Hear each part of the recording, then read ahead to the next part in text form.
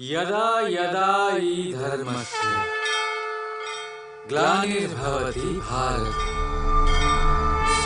अभ्युत्थानम् अधर्मस्य तदात्मानं सृजाम्यहम्।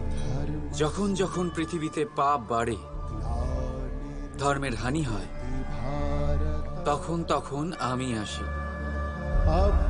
এটা তো আপনারা সবাই জানেন, কিন্তু এটা কখনো ভেবে দেখেছেন যে কেন আমি এই মর্তলোকের প্রাণী হিসেবেই অবতীর্ণ হই?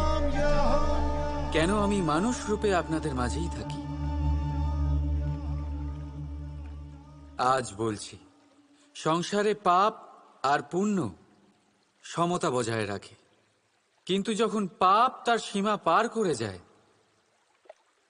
আমাকে আসতেই হয়। কারণ এই যে আপনারা আমাকে বিস্মৃত হন। আশ্চর্য হবেন না, আমি আপনাদের মধ্যেই থাকি, শুধু আপনারা নিজেদের অন্তরে থাকা পরমাত্মাকে বিস্মৃত হন। এই জন্য আমাকে আসতে হয় আপনাদের এটা বলতে, সমস্ত শক্তি আপনাদের মধ্যেই আছে। কিন্তু আপনারা কি করেন?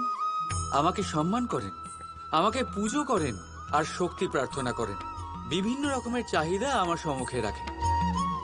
আমার আপনার শ্রদ্ধায় কোনো আপত্তি নেই। আমার আপত্তি আছে সেই ভাবনায় যা আপনাকে দুর্বল করে দেয়। পরমাত্মার উপর শ্রদ্ধা রাখুন, কিন্তু নিজের আত্মার উপরও বিশ্বাস রাখুন, কারণ এই সংসারে এমন কিচ্ছু নেই যা আপনারা করতে পারবেন না। প্রতি নরের মধ্যে নারায়ণ বিরাজ করেন, আর প্রতি নারীর মধ্যে লক্ষ্মী।